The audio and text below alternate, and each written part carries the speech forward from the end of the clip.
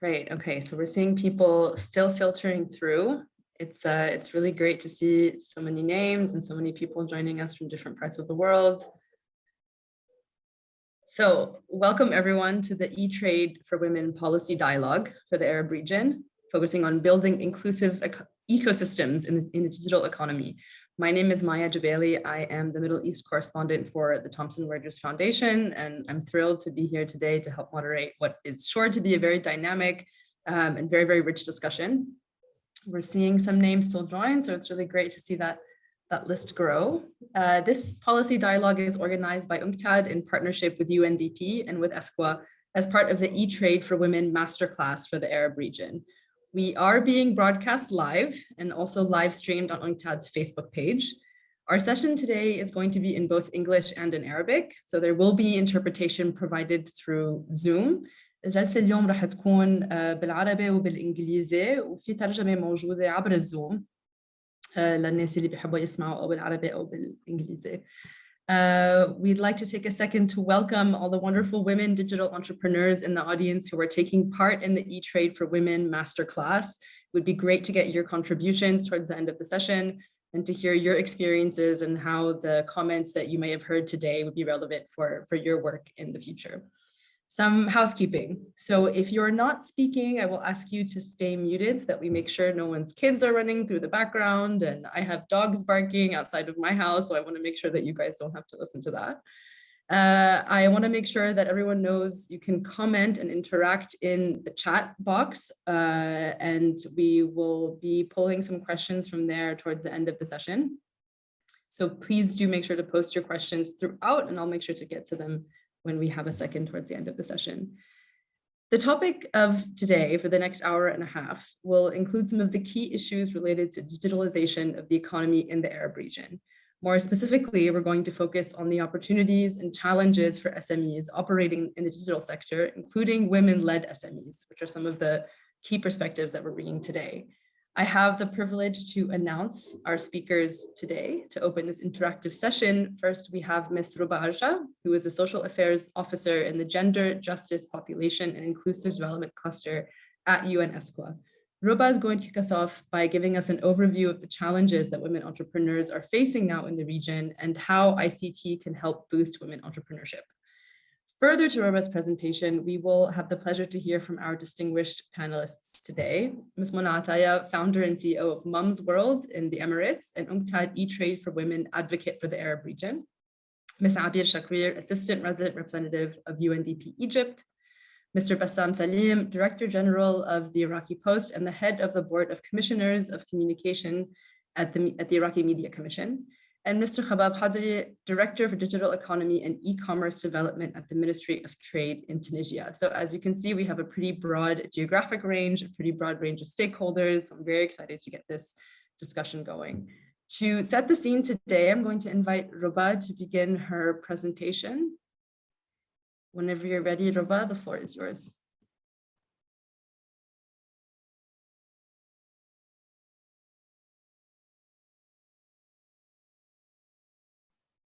Thank you, Maya. Thank you. Can you see my screen? Yes, we can. Thank you, Rouba. Thank you. Thank you.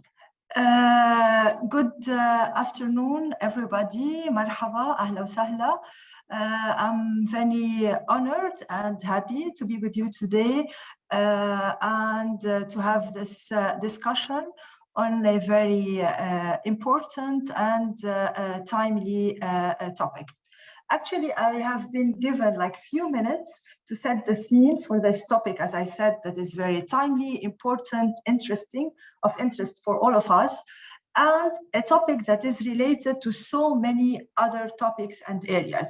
We're talking about women's inclusion, women's entrepreneurship, challenges, legal barriers, digital economy, economic participation, networking, equal access, and so on and so forth. So what I will try to do in these few minutes is to frame all these topics in a kind of canvas on which we can build throughout this throughout our discussion, and I will be doing this building on a study that ESCWA has recently published on propelling women into entrepreneurship in the Arab region. So it's specific Arab region, focusing on the role of information and communication technology.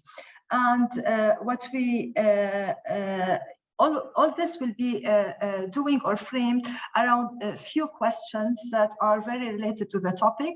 We want to know the role of digital economy and e-businesses in the recovery process in times of COVID, and in their role also in economic growth, so they have a role. What are the key obstacles facing small enterprises, particularly women and youth, and what can governments and international community, and perhaps all of us, do to make sure that available opportunity are open to all, including women and youth, and also perhaps to discuss some of the initiatives to raise the voices of women digital entrepreneurs, and how.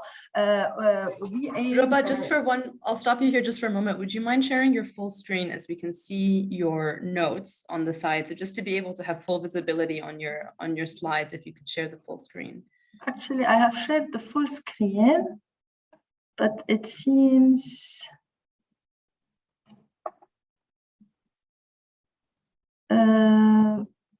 so let me do something. I'm sorry. No, it's okay. Don't worry at all. No.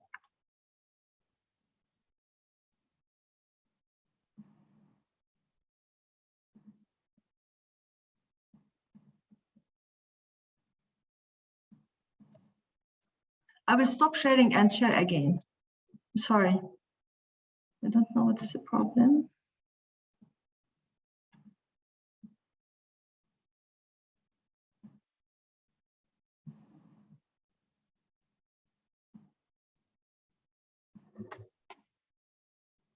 As a non-expert, I'm getting recommendations that you can click on the hide presenter view, and that would show us, I think, your presentation without your notes on the side. Excuse me, can you repeat? If you can click hide presenter, which I think might be in your options that you were looking at earlier on the 3 dots. Hide. There, that one. Nope. No? That was false advice. Okay. I think if we go back to the way that you had it before, that's totally fine. But we'll just keep leaning into our screen so we can see a little bit more. Thanks, can you Rouba. see my screen now? Now we can see it kind of within PowerPoint. There we go. It's full That's screen. perfect. That's perfect for us. Yes. There we go. Yeah. Okay. So we can discuss and attempt to answer these questions, and the aim is for us to be able to gather ideas, recommendations, suggestions on which we can build. And for this, I suggest the following frame. It's more of a story, but before starting my story, I would like to highlight that we're talking about the Arab region, but it's not like a homogeneous region. There are great differences between countries and among countries, but this story focuses on common trends, acknowledging the differences within these countries. Our story today is about e-businesses, is about businesses in digital economy, and this suggests that we have the businesses first. So I'm established as the businesswoman, as businessman, as entrepreneur, and I'm also established in the e-arena. And for these 2 levels, we have for each level, for both men and women, a set of challenges that I will highlight very quickly.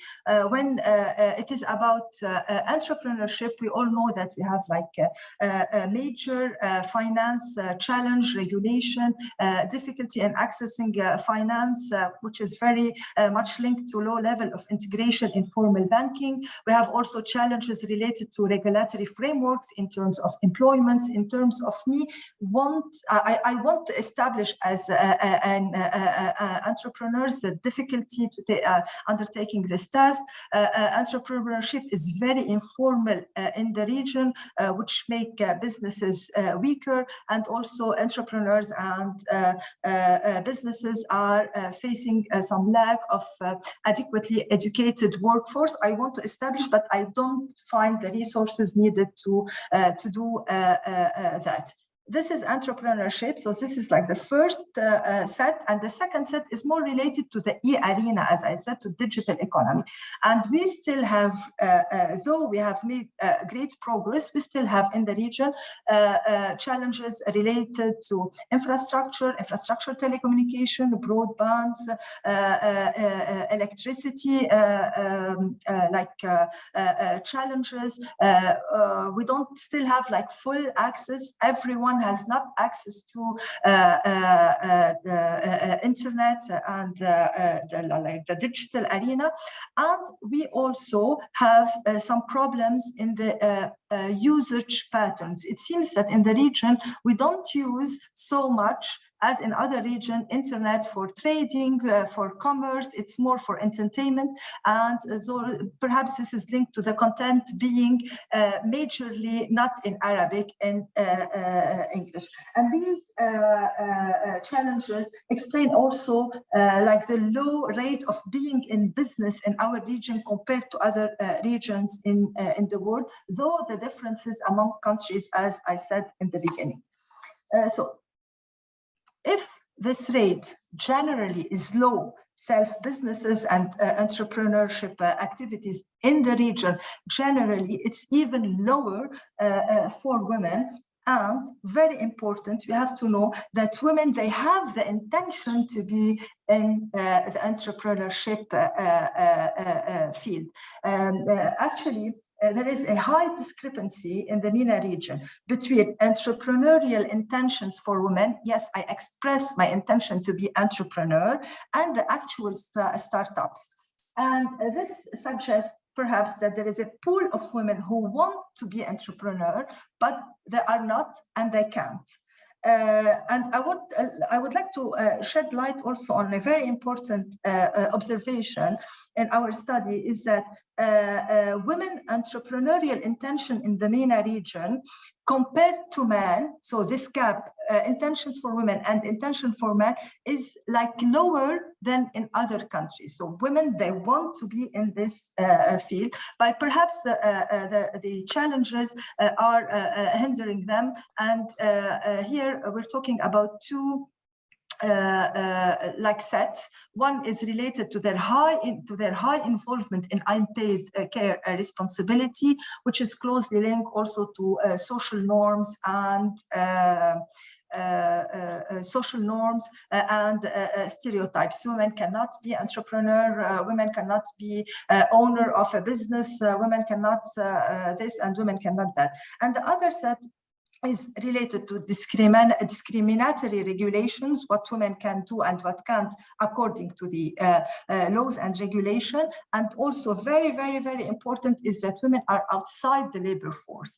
They are not ready for entrepreneurial activities. They are not in the pipelines to be entrepreneur. If I'm not in the world of work, how can I get the experience? How can I establish the networks needed to be in the entrepreneurial activity? And this also the reason why women are more in subsistence entrepreneurship.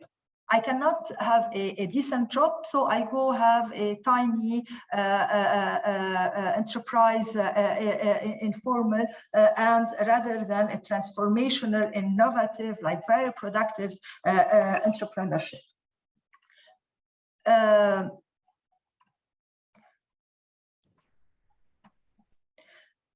We all know that COVID-19 has disrupted the world of work, has brought so many challenges for all, men and women, for all entrepreneurs. But we also know that the impact of COVID is disproportionate when we look at women. Based on the previous studies, we know that all crises disproportionately impact women, and we've been 2 years talking about this disproportionate impact of COVID on women, enterprises, the higher risk, the higher vulnerability. So in general, challenges were exacerbated, and also with a particular perhaps impact on women, greater financial pressure, greater risk on unemployment, a higher burden of unpaid care responsibility, a higher risk of being pushed aside, etc., etc. So we have this situation. My biggest question now for you, and also to initiate this debate or this discussion, is: can really COVID-19 be an opportunity to build back better for both entrepreneurship and for gender equality? I would say yes. Why? For two major reasons. The pre-COVID strengths and opportunity are still available. In our countries, we have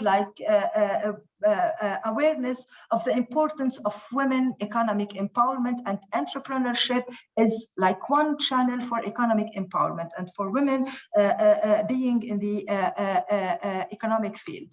The intentions for entrepreneurship, we've seen it, are there, and we also know that women are equipped, they are more and more educated, and we know, for example, that in the Arab region we have one of the highest involvement or enrollment of women in STEM, so in technology, science, and math field, which means that they are ready, they have the intention. And also one good news is that since we're talking about a new field, it's about technology, it's about something we hadn't 20 years ago, there is no legacy that women can do this, women cannot do that. So it's something new, that there is no this legacy such as women cannot be on-site engineer in a construction, in the construction field. So this legacy is not here. Perhaps this also an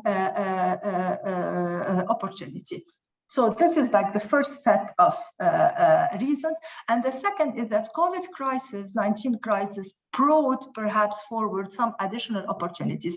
We have all experienced the flexibility in work, and we've seen that it works. Many countries in the Arab region have put measures to make work more flexible and also more prone to promote gender equality. And the way of doing business and things in general have changed. We know that we can do things online. We know that we can trade online. We know that we can get information online.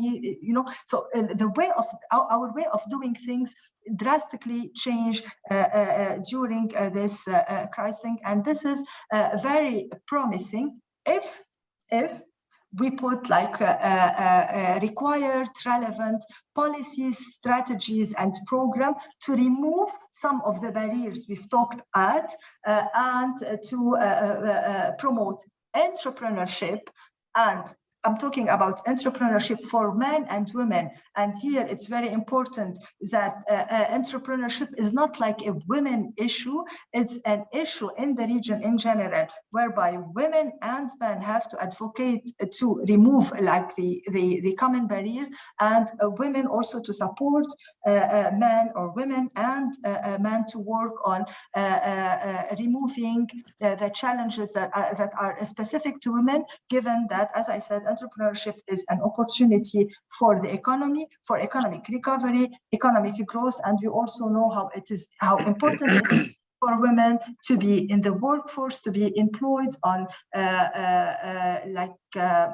particularly, I would like to end by this for the human capital building in our societies. Thank you, Maya. Thank you all. Thank you so much, Rouba. That was truly an excellent scene setter. I really appreciate your speed running through that.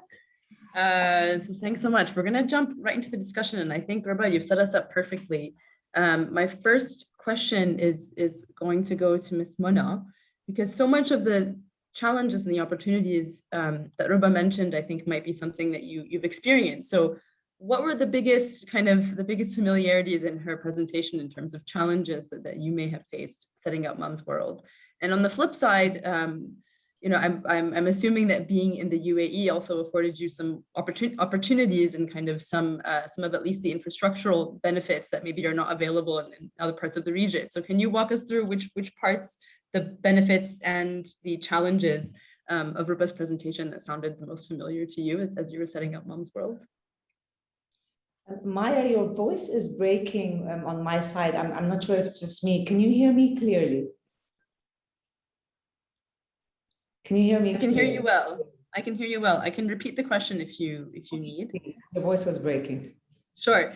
I was asking what the biggest structural challenges were for you in setting up Mumzworld and what the opportunities were, given that you're based in the UAE, and what from Rouba's presentation may have sounded familiar in terms of the challenges and the opportunities.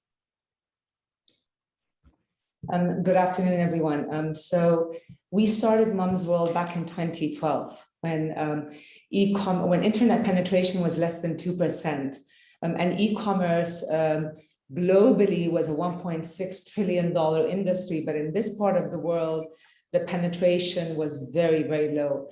There was one large player at the time. There was souk.com that was selling predominantly electronics, and there were a small kind of mom and pop shops selling online. So the ecosystem enablers for e-commerce in 2011 did not exist. And for e-commerce to succeed, you need a lot of enablers in the ecosystem to be working with you. Basic things like payment gateways for customers who pay online that actually work. Courier services that understand the need for speed, because what differentiates e-commerce from a brick and mortar is the speed to the customer. It's the immediate gratification. Technology talent, because at the end of the day, e-commerce is all about a technology play. How can you create a seamless technology? All of that back in 2011 did not exist. What we had is we had a vision to empower consumers to make the most informed decisions for their family. We had a vision to create a leading vertical pure play, and we knew that e-commerce was going to change the playing field for retail. But we had an ecosystem that wasn't ready for us. So what do you have to do? We had to create it. The first start for us, obviously, was the capital. No business can be built without capital. And more importantly, technology capital, e-commerce capital is a large amount higher than the traditional businesses. So access to VC back then was limited. There were a few PE firms, there were some super angels, some conglomerates, but again, the understanding of e-commerce was low, and VC access in this part of the world was practically non-existent. I remember the first VC, and there were two players in the market back then. The first player I spoke with back in 2011, December of 2011, said, oh, great, this is a great idea. Give us 60% of the business and we'll invest. So that just kind of gives you a flavor for the very if you want, primitive mindset back then of how to build in partnership with founders' businesses. So capital did not exist. Couriers back then were delivering in around 2 weeks if you're lucky. So this notion of delivering 2 to 3 days did not exist. So we had to create our own. Third thing is technology talent. I remember we built Mumzworld on an open source platform, Magento. There were 2 Magento developers in Dubai. 2. So again, gives you a flavor for if it doesn't exist, you either import them or you train internally. consumers, payments, the trust of payment gateways. There was one payment gateway at the time, and we would joke every day, it would be a hit or miss. One day it would work, the next day it wouldn't work. So again, that infrastructure has come a long way over the past 10 years. Today, we are operating in a much more sophisticated ecosystem. The enablers have been built. The last 2-3 years, we've seen an acceleration of that because of the exits and the success stories of the region, the entry of Amazon, of Noon, the major horizontals. And we've seen, obviously, VC money come into the region, PE money also come into the region. And the reason for that is because of the success that the region has kind of proven over the years. The reality is for us, it was a survival of the fittest, if you like. It is how can we create and build our own ecosystem, survive to the next game, and kind of evolve with the ecosystem. And that's essentially what we did, and we're still standing 11 years later. Yeah, thank you so much for that. It's an incredible story to hear, what the ecosystem looked like when you began and where you're at now. I'm going to move to the Iraqi context now with Mr. Bassam.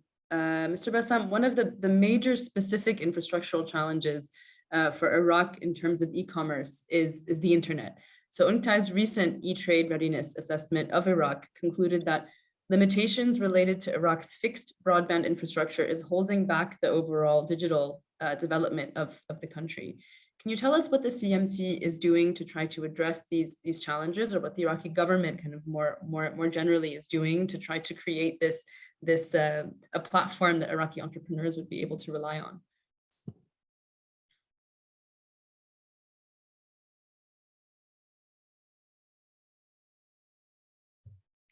بس الميوت. تمام الإخوان الصوت؟ أوكي. بسم الله الرحمن الرحيم. السلام عليكم، أسعدتم مساء جميعا. أنا بسام سالم. مسبقا كنت مدير عام البريد والتوفير. حاليا أشغل رئيس مجلس المفوضين لهيئة إعلام الاتصالات. طبعا بالبداية نشكر الأونكتاد اللي ساعدونا في تقييم أداء الاي-كوميرس في العراق، وتحديد كل نقاط الضعف والقوة اللي ممكن إنه تخلي العراق يكون يتميز في هذا المجال. And also how they help us with these strengths and weakness points. We have a vision. How can Iraqi Post play a vital role in e-commerce? Ladies and gentlemen, the infrastructure is the main goal and the main cause and reason for the success of e-commerce in any country, in any community, especially in the Arab region. Usually, this infrastructure, we are depending on the traditional style regarding delivery and courier services. We launched an initiative, and this initiative is today to have successful opportunities for SMEs. We should establish infrastructure to reach all the regions and rural areas and villages. And these are remote areas. We should have an ecosystem that would cover all these regions. We have a real opportunity for the investment. That's why we are trying to have an integrated infrastructure. This would include cloud computing. Cloud computing is important for the success of e-commerce. To operate this platform, we have done this through Iraqi Post, and also we establish a call center for communication. This is we can have a platform that can has its own call center. A small business cannot establish a call center, so a small business can hire or can rent a call center. And more importantly, logistics network for courier services and delivery services to all regions in Iraq, so they can promote their services with affordable prices. And also we have established business تشرع على عموم البلدان حتى center in business center in post stations and in post centers. Electronic payment is important as well. In Iraq, it's still young. It's not that common in Iraq to have electronic payment, and we have an initiative. We call it Baridi for e-commerce. So you can promote your product whether on the dealer side or the consumer side. And this Baridi was made available to small business. So it's all about infrastructure. Our role in CMC, and according to the recommendations of UNCTAD, UNCTAD has a role in Iraq in the assessment of performance. We have a service that is delivered on mobile phones, and also we provide infrastructure from Ministry of Telecommunications, and also we reduce the prices, and so it would be affordable to all the people. And this would create an ecosystem. And also we adopt training courses today, as we said, that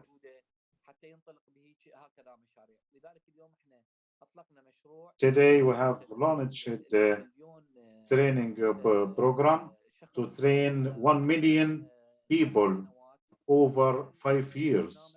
And this training program will focus on e-commerce and how can SMEs get involved in this area. And this is extremely important. And also we have issued regulations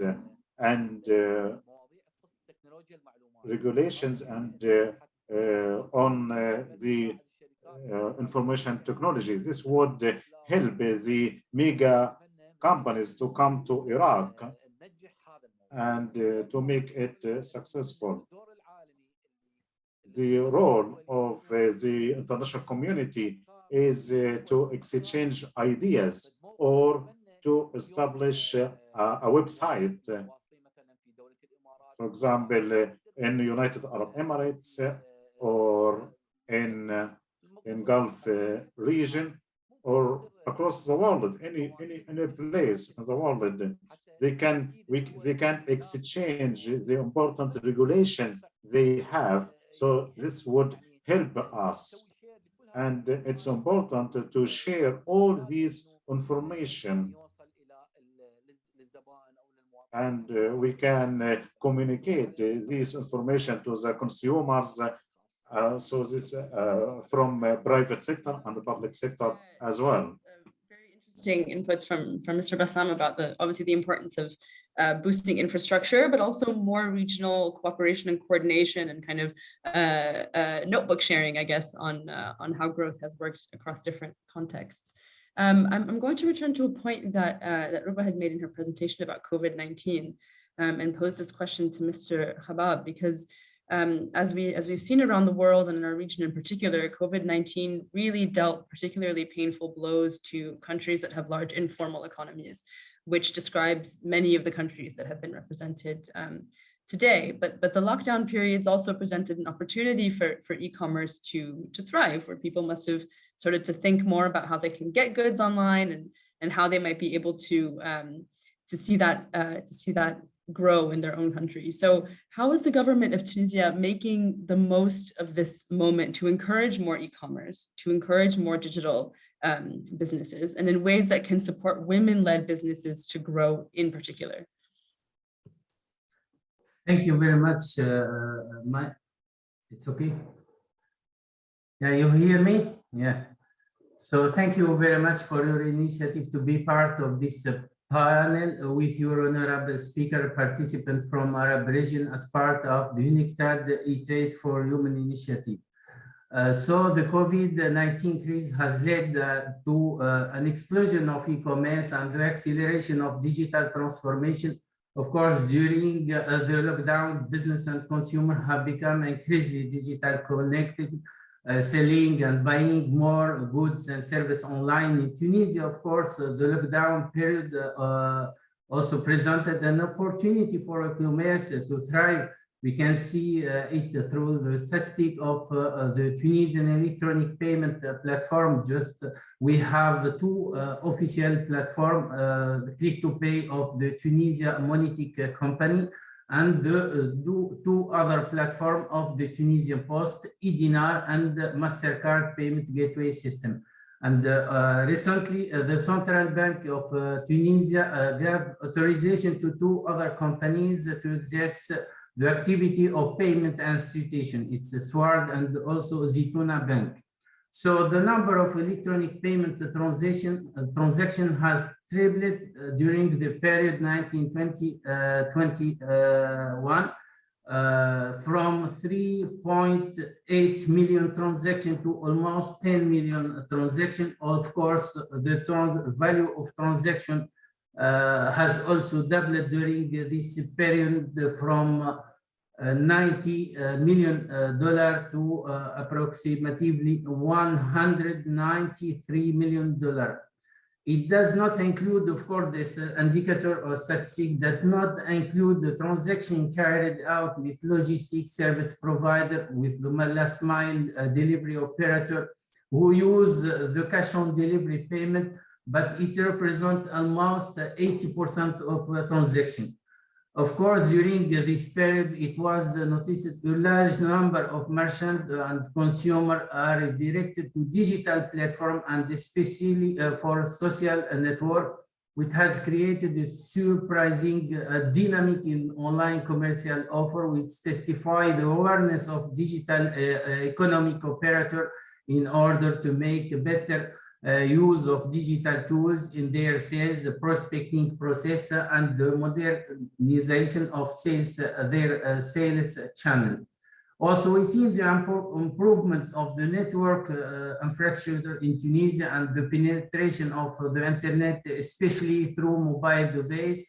Also, the high level of education of Tunisian internet user has generated maturity of behavior of the Tunisian consumer, who is becoming more and more connected. We have several programs and initiatives for the development of e-commerce, capacity building, and the encouragement of women entrepreneurship, thanks to various technical and financial partners. There are many initiatives in this field. Also, a different initiative launched by civil society intended for craft women and rural women in interior region to help them to selling online and using digital marketing for a local market and for developing their exportation for foreign market.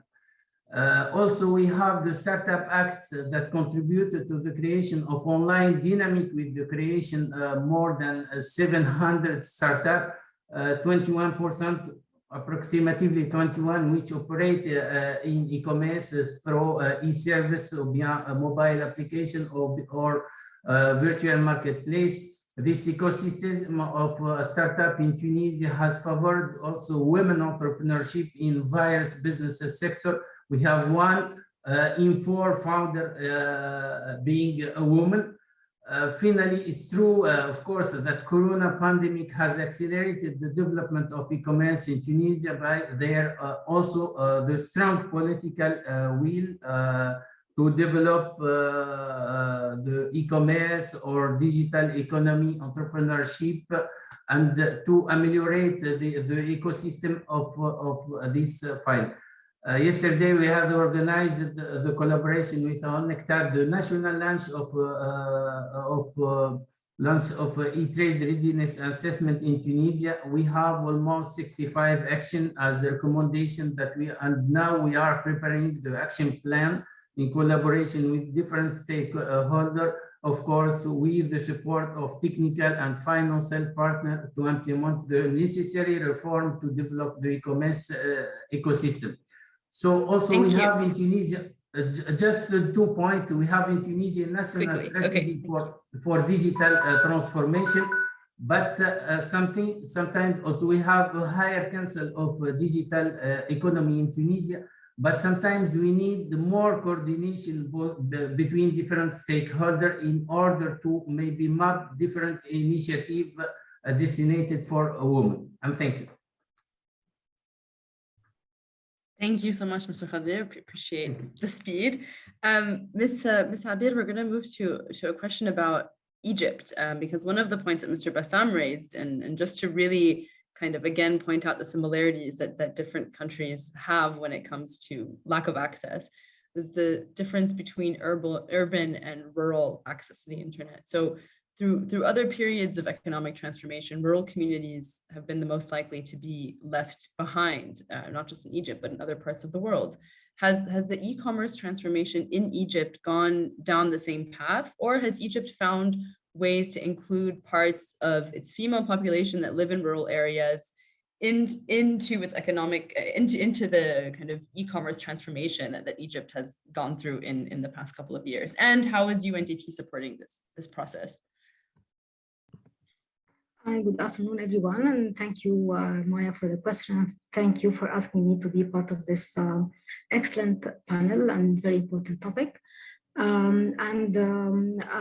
10 years ago, maybe when e-commerce was new to Egypt and new to different parts of the Arab region, this was the trend that the focus was on big cities and the capital, of course, in terms of the connectivity, the training programs.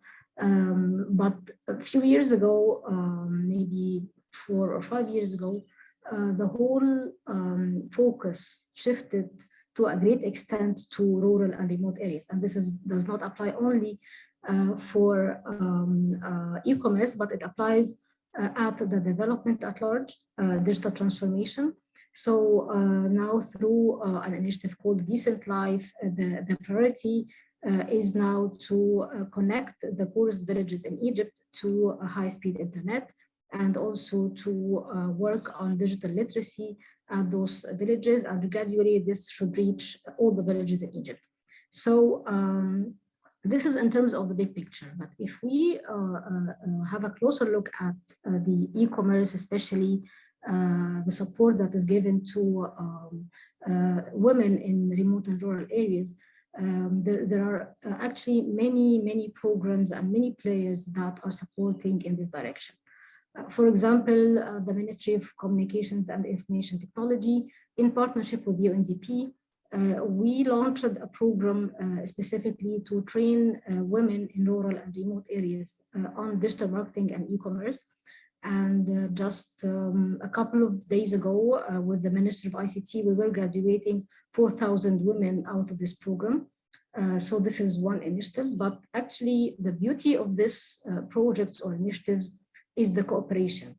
So while we were working together with MCIT, for example, Egypt Post stepped in to offer those women training on financial inclusion, and to offer them reduced cost for shipping their parcels, and an application to track the parcels, and also to issue them e-payment cards. So this kind of collaboration might provide more benefits and services to the women. Another very important initiative, which also UNDP is engaged in, was launched by the Micro, Small and Medium Enterprises Development Agency, which is the leading agency for that's leading on the SME sector in Egypt, and also in cooperation with the organization. They of course have their own marketplace, and they partnered with Amazon to train on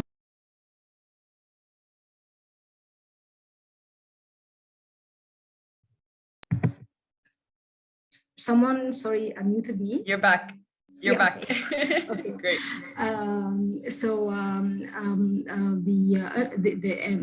This organization partnered with Amazon to provide training to entrepreneurs to upload their products and use Amazon platforms.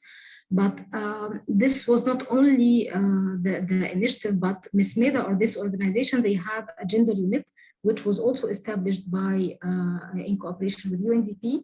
And the mandate of the gender unit is to make sure that all the initiatives and the programs are tailored to the needs of women, or takes into consideration the needs of women. So those two initiatives, they came together, and now we are piloting a new program where we deploy mobile units to go to women in rural and remote areas and help them, offer them all the services that are offered by the organization, including e-commerce through Amazon.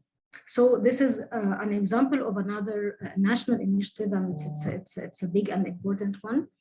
And also, we are not only working at the level of implementation, but we are also working on the level of policy in order to make sure that the projects and initiatives are continuous and continued and are sustainable.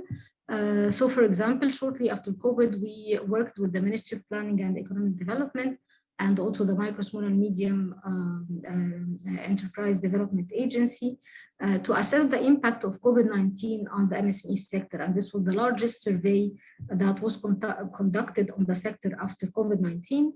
And the survey was a gender-sensitive survey. And out of this survey, we found out that there is a lot of demand from women to work online, to get training on e-commerce and digital marketing. And also as an impact, or as a result of this survey, we now started to establish, or we are finalizing the establishment of a national cloud infrastructure for MSMEs in Egypt to provide enterprises with e-services across the country. Excellent, incredible! What an interesting range of initiatives. Thank you so much, Ms. Sabir. I'm going to bounce back to Rouba now, because we're going to shift the discussion a bit to what the opportunities are for governments, for various stakeholders to promote digital businesses, and how to build a more enabling policy and regulatory environment for these businesses to thrive. So Rouba, if you could name, let's say, kind of rapid fire, top 3 priority areas that policymakers should focus on to support women entrepreneurs in our region as they build their businesses online. Top 3. Thank you again for the question. And excuse me, because I have forgot to thank, I was like so stressed to start, to thank also UNCTAD colleagues for inviting me to this discussion and giving me the opportunity of being with you. And it's such an interesting debate. Maya, I would like to go to a point I have already highlighted in the presentation. It's very important for women to be in the labor market.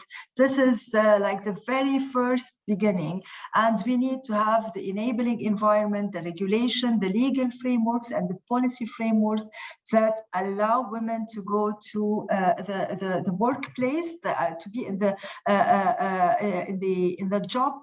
And then to gain the experience and network, because networking also is a very important issue for women entrepreneurship.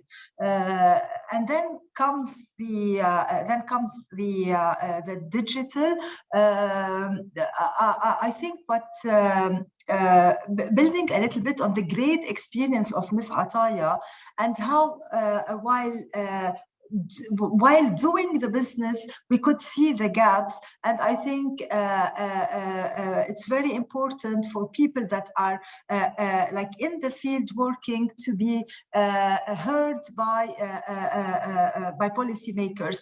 And I think infrastructure is very well highlighted as an issue. So being in the labor market is very important. The infrastructure is very important. important, and all discriminatory regulation that hinder women to be in some like in some fields or in some jobs are also very important. If you want like a very quick answer, regulatory frameworks, infrastructure, and enabling environment for women to be in the marketplace, these are of utmost importance.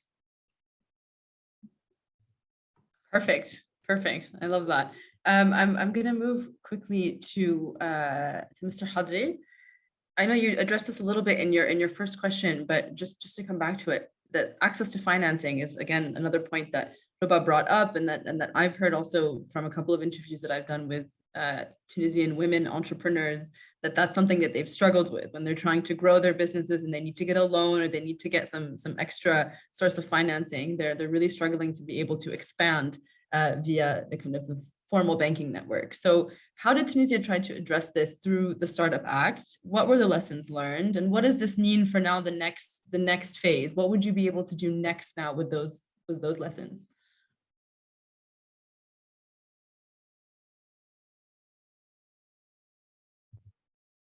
You're still on mute. Oh, there we go. Thank you very much. I don't know if I can share a little presentation of how really the conception of a Startup Act and what really the mechanism of financing Startup Act. I think so. I think we're going to try to keep it as brief as we can so that we can cover it. But just a quick. Great. It's okay, you can see the presentation? Perfect.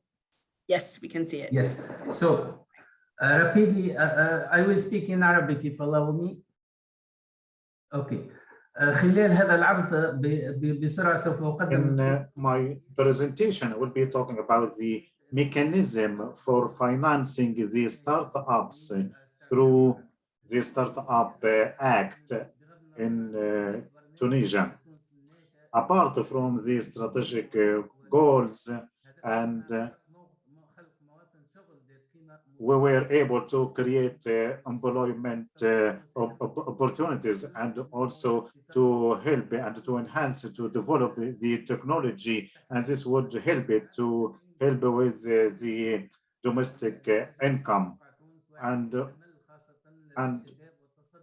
also to fight the immigration of the brains and the minds. And also we have other goals, is to empower the startup companies to succeed at the national and international levels, and also to attract the companies from Africa and the Mediterranean area, and also to establish 1,000 startup companies, and also to give employment opportunities to 10,000 citizens, and also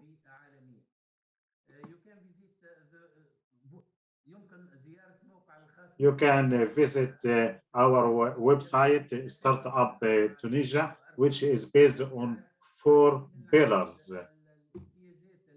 And also there are many benefits here, and this, we have here an act of the Startup Act, and also we can give scholarships to the startup workers, and also we can have cooperation with the public sector and the private sector, and also to give the startup shareholders not exceeding 3 beneficiaries, and also to the state will be, through the fund of transportation and IT development, it will register the patent of such startups, and also have incentives. Incentives is exemption from taxes, tax-free, and also, and this would include also simplification and facilitation of currency exchange and payment transactions, and also the startup has the right to open an account in a foreign currency, and the startup also can make use of economic incentives to facilitate importation and exportation, and also it can the central bank make facilitations to the startup, and also they can have a startup. They can have Innovatech fund, which is related to finance and digital transformation. And also we focus on new framework to finance the investment funds for the startup companies. This would include funds to fund ANAVA, and also to provide money, and also for the development of investment of startup companies. And also we have funds that are dedicated to startups in Tunisia and Africa, and also whether inside Tunisia or outside Tunisia, and also to give financing solutions. And recently, we also focus on a program called Flywheel, which has co-financing, joint financing from World Bank and the GIZ, the German organization. And this would help a network to support the startups. And this would include the financing the capital, and the aim is to develop the potentials of the startups. You have the presentation, you can use it. So we have the ecosystem of startup in Tunisia. It's rising, developed. We hope more and more to develop these acts. And thank you. Thank you so much, not only for doing that very, very fast, but for trying to navigate between 3 different languages in your head as you were doing it. So I really appreciate it, Mr. Hadri. Thank you. Thank you. I wanted to bounce a question now to Ms. Mona, because what you were describing when you started out in the UAE is really effectively kind of the wild, wild west out there. And I'm wondering, when you felt like you needed financial advice or tips on regulations in the UAE and rules and how to access financing, et cetera, where did you turn to? Do women entrepreneurs have enough resources now, 10 years later? Or is it really important to develop that kind of body of resources for new women who'd be starting out in their ventures? The funding ecosystem has evolved very significantly over the last 10 years. I'll start by stating the obvious, and that is during the entrepreneurial journey, there are more unknowns than there are knowns. So for us in particular, 10 years ago, and as I mentioned earlier, the ecosystem was just one big unknown. And so we had to maneuver and figure things out as we kind of created that ecosystem.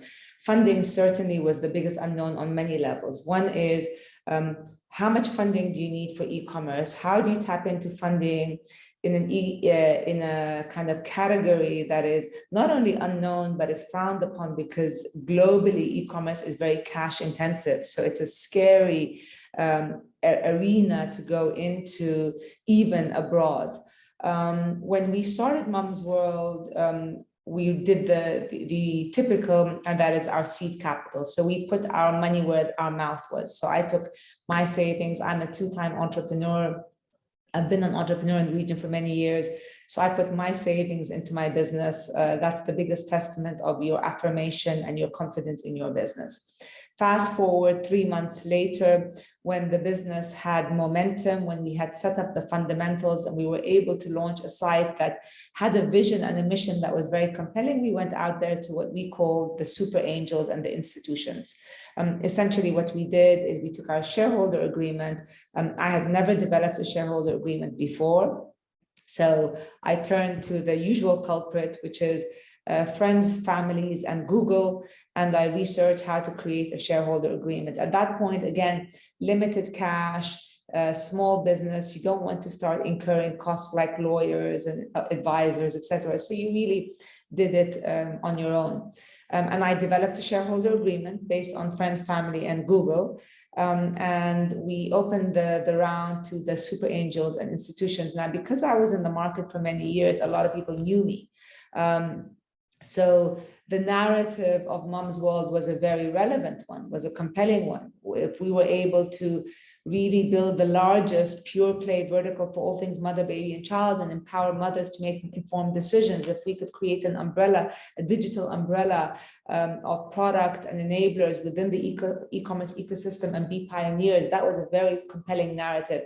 And with that narrative, we were able to lock in our initial investors, which were super angels, as well as one institution out of Kuwait. We took the shareholder agreement, we put it on their desk, they signed it, and we started.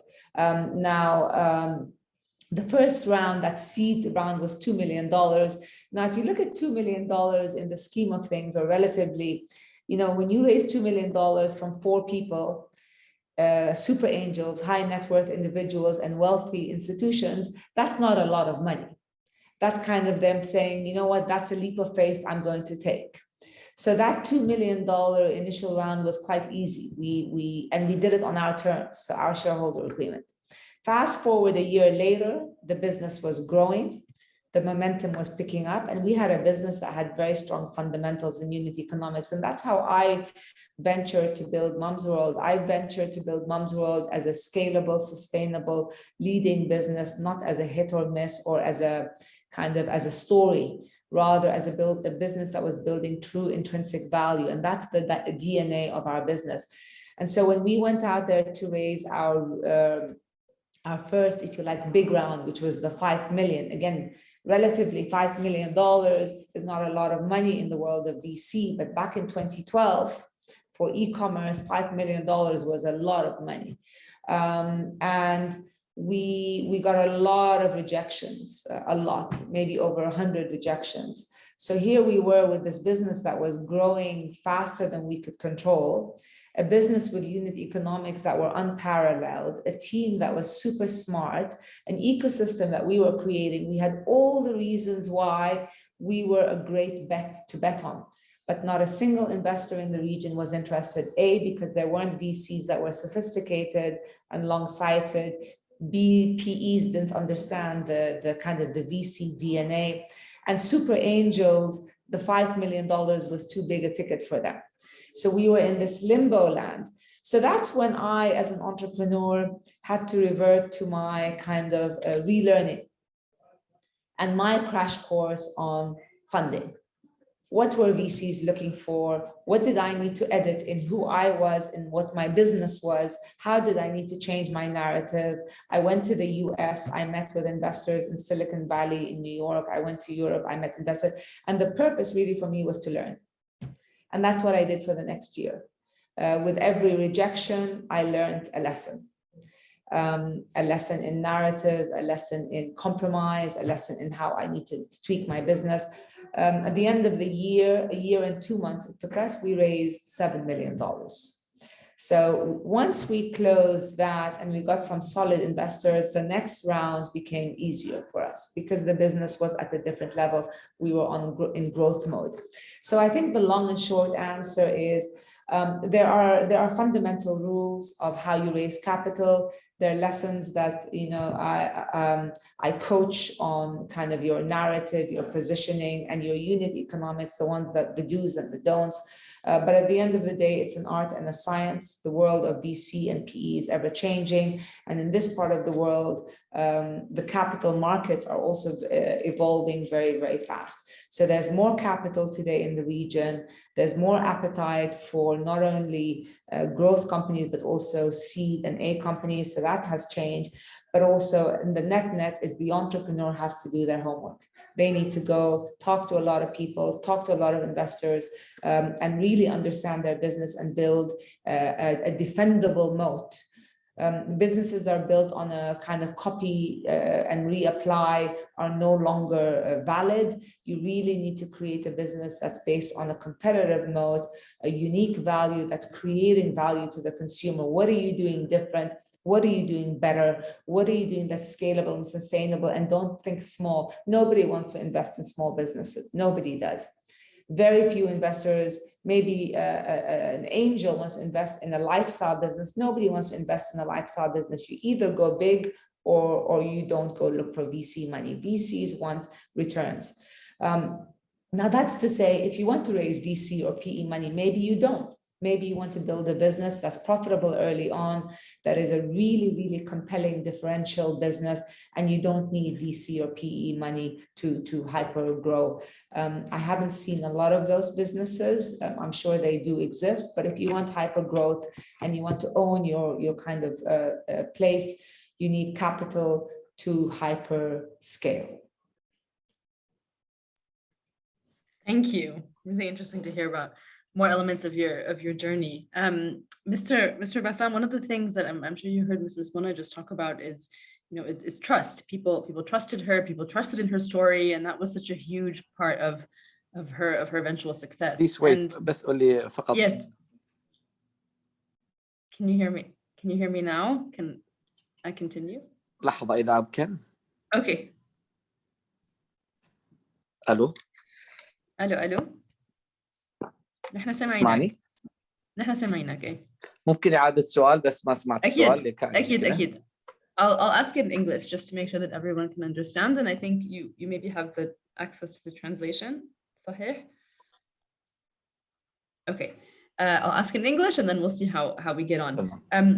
I lived in Iraq for a few years, and and I saw a few young people actually try to put together some e-commerce businesses, mostly on Facebook. And I saw some friends also try to shop online, also mostly through Facebook. And one of the things I noticed myself that was a huge barrier, and then I then saw in UNCTAD's report as well, was the lack of trust. So there's a lack of trust between potential customers and the merchants, where the customers don't think that what's being offered maybe is the way that it looks in the picture. And then merchants opt out because they don't trust the platform or the quality of the goods that they might be getting from outside of the country. Does the CMC have a role to play in boosting public trust just in the fundamentals of the e-commerce revolution? And how could this help women-led businesses in particular? شكرا. بالتأكيد هيئة الإعلام والاتصالات. Thank you so much. Communications and Media Commission in Iraq is concerned with the regulation of ITC industry. We are now in the process of issuing regulations and regulatory framework which request the companies to register, because so far there is no registration for such companies, because we have an issues with the courier, with the products. So even in Iraqi Post, we are in the processing of issuing regulations to make sure that the same product that you have seen is the one that you obtain. The CMS and the Ministry of Commerce and the Ministry of Telecommunications are looking for having a regulation and regulatory framework to the e-commerce companies. We have actually successful platforms. The platform we are talking about is a startup platform, and this is done by individuals who are not registered yet or haven't been registered properly. And the reason here is the lack of regulations and regulatory framework. And the reason here is the lack of laws and rules and regulations. But currently, we are in the process of finalizing such regulations and regulatory framework. Regarding the delivery, the Iraqi Post has registered the courier services companies and the delivery companies regarding the delivery and the platform. Today, Post company or Iraqi Post company has taken declarations that are given by such companies that the product that you are going to sell is the same product that you obtain on delivery, and to make sure that you don't take the product unless it's the one that you have bought. Mr. Bassam was pointing out to some of the challenges that Rouba was pointing out, that when you don't have the legal framework in place, then that kind of it precludes any other progress from being made. So shukran, says Bassam. I'm gonna pose a question to Abir.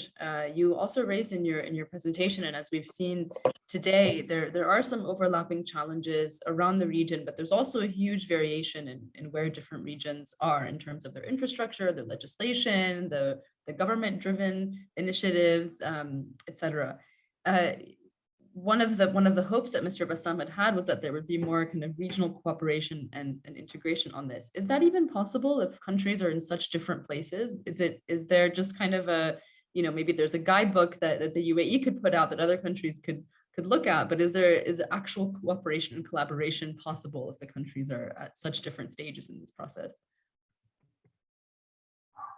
Well, this is a very challenging question.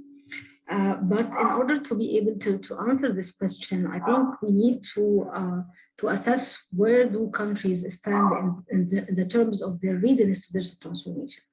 So we are talking about infrastructure. Are they accessible, affordable, and reliable across the region? We are talking about not only connectivity, but usability, which means the skills of the human resources and skills of the people. Are they able to use the internet? How about the financial inclusion and the availability of digital financial services? Are they easy to use? Are they accessible to everyone? So this is, of course, will help us to assess the situation. We need an assessment. I'm not sure if there is any available assessment in this regard, but also we need to work on the regional level on, for example, e-payment platforms that work across the region. But also we have to understand that e-commerce is not only about digital. Digital is a pivotal element in e-commerce, but there is the issue of, as my colleagues here mentioned, the regulations, customs, how harmonized they are, logistics, how are we going to handle logistics across the region? So I think it's too many aspects that we need to work on, but definitely collaboration is a key. As they are a key within one country, it's more important across borders, of course.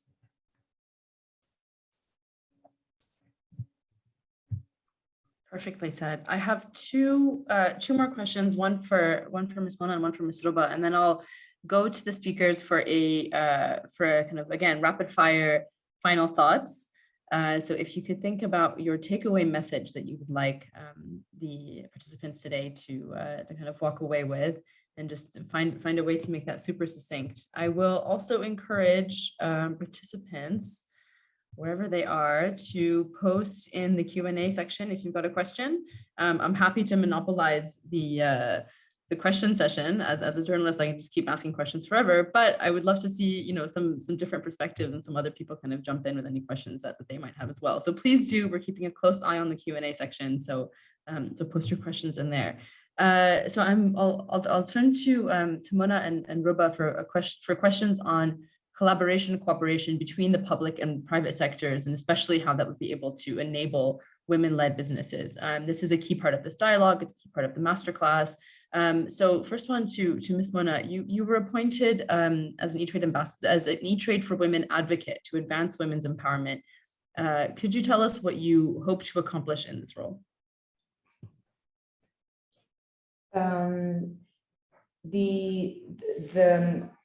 The partnership, if you like, between the public and the private sector is fast becoming a very, very symbiotic and a stronger one. The reality is the public and private sector want to work together to create these enablers. The issue in the past has been the lack of really transparency and knowledge on what is required on the ground to facilitate for women. So I know for us, when we started our business in the United Arab Emirates as a free zone company, the UAE was, I believe at the time, the only free zone enabler. So for me to set up the company at the Dubai Internet City took me about a week to do. That's unheard of anywhere else in the region. And that's very progressive for the UAE. So I was able to go to DIC, submit my business plan, open a bank account, and lo and behold, a week later, I had a licensed company. Again, back then, very progressive for the region. Now, over the years, what we've seen all sorts of initiatives around the digital board creation here in the UAE. We're seeing a lot of movement in Saudi Arabia, where the government is looking to hear and action some of the frustrations, challenges, and hindrances of entrepreneurs towards success, because ultimately an entrepreneur that's able to build a scale business creates job opportunities, create ecosystem growth, creates capital injection. So it's good for the ecosystem. So it's in the vested interest of governmental policymakers to actually create these enablers. Everybody wins when startups succeed and startups are in growth mode. And again, these forums of digital boards, there's an e-commerce initiative going on here in the UAE. We have seen in just the last 2 months alone, the last 60 days alone, more change in the e-commerce ecosystem in the UAE than we've seen in the last really 10 years. And this is evidence of the willingness and the desire for policy change. Now, going to UNCTAD and what was really my mission and desire, women constitute 50% of the population.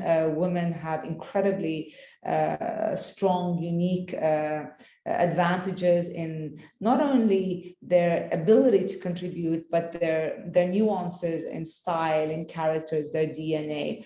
And so with 50% of the population being within the women gender, the time has come for women to really jump into the bandwagon. And there are many reasons why previously women have not jumped in, limitations of culture, mothers. When you become a mother, you kind of get out of the workforce and it's very difficult to come back in. Success breeds success. So women reach out to women mentors, and it's not easy to find women mentors who can support and guide you and give you the authentic reality behind what's going. So there haven't been these successful mentors. Now we're seeing more of them. So again, success breeds success.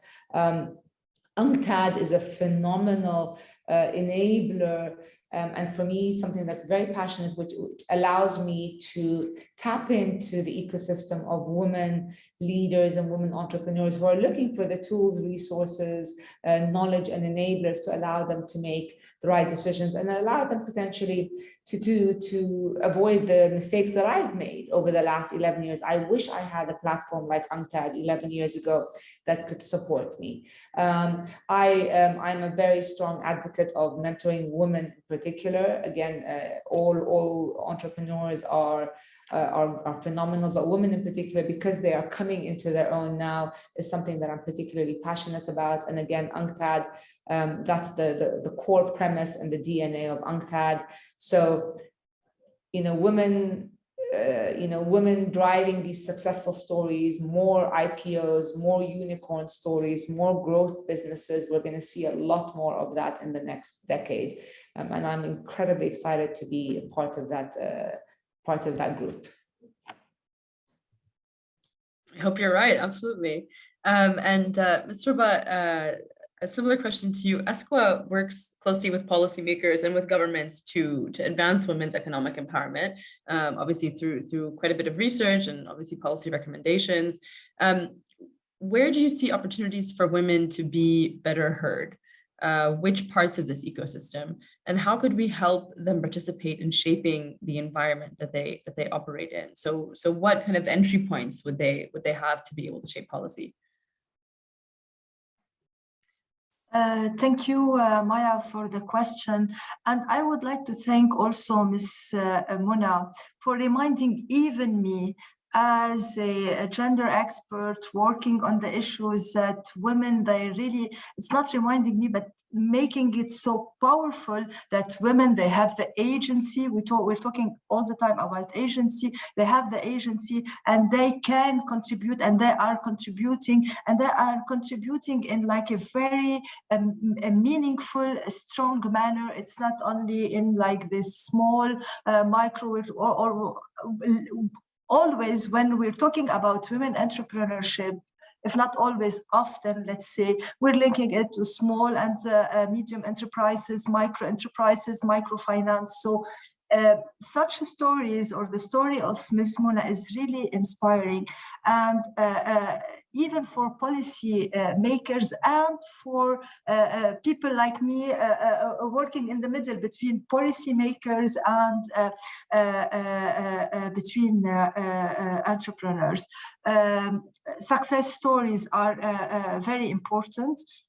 An entry point could be also like the importance not only for gender equality and for well-being, but also for economies, particularly in like the very difficult period the world is witnessing now, knowing that boosting and investing in entrepreneurship and women's potential that is already there is very important for economies, would, I think, facilitate the dialogue and make it more concrete about issues that also policymakers are they have it as a concern. I think it's not like they are not convinced, but they need like more concrete reasons also to invest and to push forward for this. So thank you very much for also making it so concrete to all of us. Thanks so much, Ms. Rouba. So I'm going to go around, and in the last 6 minutes, since I don't see any questions just yet, in the last 6 minutes, I will just ask each speaker to give us a very quick summary of their key takeaway point. I'll actually start with Mr. Bassam, if that's okay. We're going to shake it up a little bit.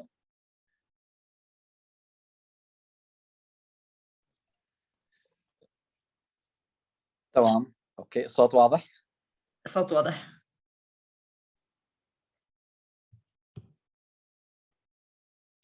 بس رجعت حطيت الميوت استاذ بسام، فاذا ممكن ترجع تحط الصوت. عظيم.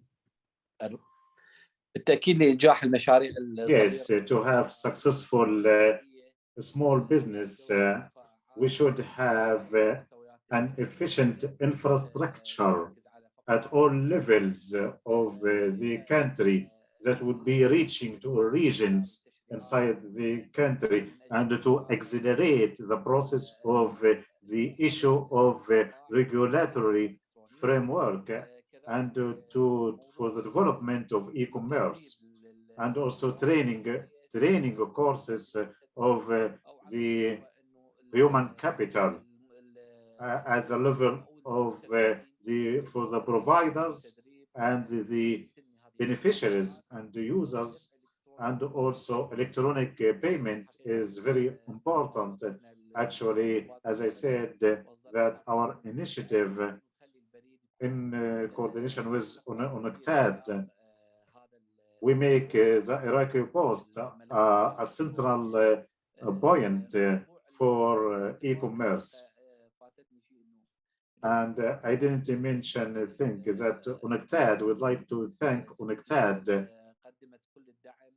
It has given full support through its report that we should have a share and exchange of information. among countries, and also the community, international community support is to share the regulations and laws and rules and the regulatory framework, not only at the national level. So we can have one standard level, or we can have common standard across the Arab region to deliver the services for the development of SMEs in our countries. Thank you so much to you for inviting us to this masterclass. Thank you so much. Mr. Hadri, if we could also have your takeaways and your key recommendations. Okay, thank you very much. Of course, as say Mr. Bassam, we need really to unify legislation between different countries. And of course, we need political commitment for the development, not only the digital economy, but e-commerce. We need to review legislation. Donc, it's all the legislation, but adapt them to the digital economy. Of course, the digital payment for different countries, we need interoperability between different solutions. And of course, capacity building for entrepreneurship and especially for women. Thank you. Super succinct. Thank you so much. Thank you so much. Ms. Abir? Well, I cannot agree more with what Mr. Bassam and Mr. Hadri mentioned. They said it all, but this indicates that we need a platform for cooperation because it's not for one entity to do that. So cooperation is key for pushing this regional e-commerce issue forward. Brilliant. Rouba?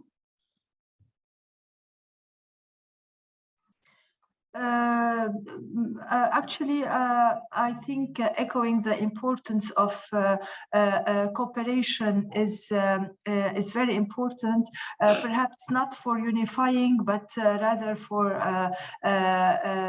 experience sharing, lessons learned, because we, there are like multiple contexts in the region, and we need to have like tailored solutions. So having perhaps the same entry point, and we've talked about them, capacity building, regulations, etc. But having this kind of platform would be really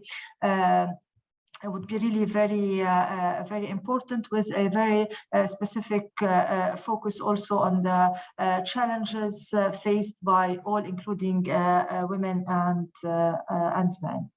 Thank you. Thank you, Rouba. And last but not least, Mona. So for me, really the central message with the digital and the startup ecosystem, really there are three fundamentals to get right. The first fundamental is to have a really important, unique, compelling idea that's creating value. That's the most important. So, entrepreneurship and the digital entrepreneurship has become almost the flavor of the decade. Everybody wants to be an entrepreneur. Everybody wants to be a digital entrepreneur. Yet the reality is 1 in every 100 businesses is going to actually survive for 2 years. Most do not survive. And so the core thing is, what is the unmet important need that you're actually trying to solve for? Why is that even relevant? Why should you invest time, money, effort in launching this business? So unless you have that, walk away. So that's the first and most important thing. And I saw a question earlier about, countries, particularly in our part of the world, that countries that are under strife. Countries that are under strife have the most challenges, but they also have the greatest opportunities. So when you're building a business and you're being creative, you think of, what am I trying to solve for, and how can I do it in spite of an ecosystem that's unready, in spite of a region that's under strife? What am I trying to solve for, and can I solve it in spite of my challenges? Because every single startup has challenges. Growing businesses is hard. That's the first thing. The second thing is, finding that mentor, finding that partner that is, symbiotic, that you can trust, that you can rely on. Launching businesses as a group is hard. Launching businesses on your own is short of impossible. I have never launched businesses on my own. Like I said, I'm a multi-time entrepreneur, and I have never done it on my own. I would have failed if I had done it on my own. You need to find people with you who are better than you in what you're weak at. You need to find people with you who you can trust and who you can turn to during the hard times, because it's always going to be hard. So whether it's a mentor or a partner or an advisor, have someone who is your right hand and do it together. Hard to do it on your own. And the third thing is, as I mentioned earlier, legislation, governance, on the ground ecosystem is ever changing. Be part of that change, and don't kind of not launch a business because your ecosystem is not ready. Like I said earlier, every business that I went into, I was in an ecosystem that was not ready. And frankly, I didn't even understand the business. I came from a traditional brick and mortar retail background. I knew nothing about e-commerce, nothing. E-commerce for me in 2011 was alien, but that didn't stop us from launching, a leading player. So don't be limited by what you don't know. Use that as an opportunity to grow and learn. And the reality is, if you don't know it, likely nobody else knows it. So be the first to learn it. So that's kind of it in a nutshell. Idea, mentor, and create your ecosystem. Excellent, excellent. Thank you so much, Ms. Mona. Thank you, Mr. Hadri, Mr. Bassam, who appears to have disappeared, but thank you anyway, Ms. Rouba and Ms. Abir. Thank you so much for your incredible interventions, for your wonderful recommendations, and for your on the ground perspectives that were diverse and very rich. كل الشكر والتقدير على دعوتكم، وإن شاء الله نتواصل بإذن الله تعالى. نتمنى المنصة تصير إن شاء الله للتواصل. Thank you so much. We wish we have a platform for communication. For their support to everyone involved, and to all the women watching who are starting their own ventures. Best of luck, and hope you found this fruitful. Take care, everyone. Thank you all, and thank you, Maya, for the excellent moderation. Thank you for it. Bye-bye. Bye.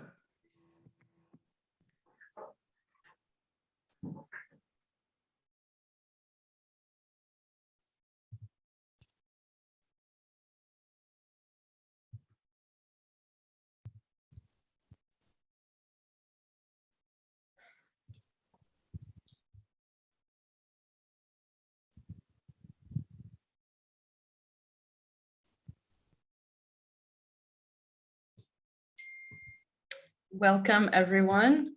I'm seeing the participants list grow, so I'm just giving us a few more seconds so that we can get as many people in the room as possible.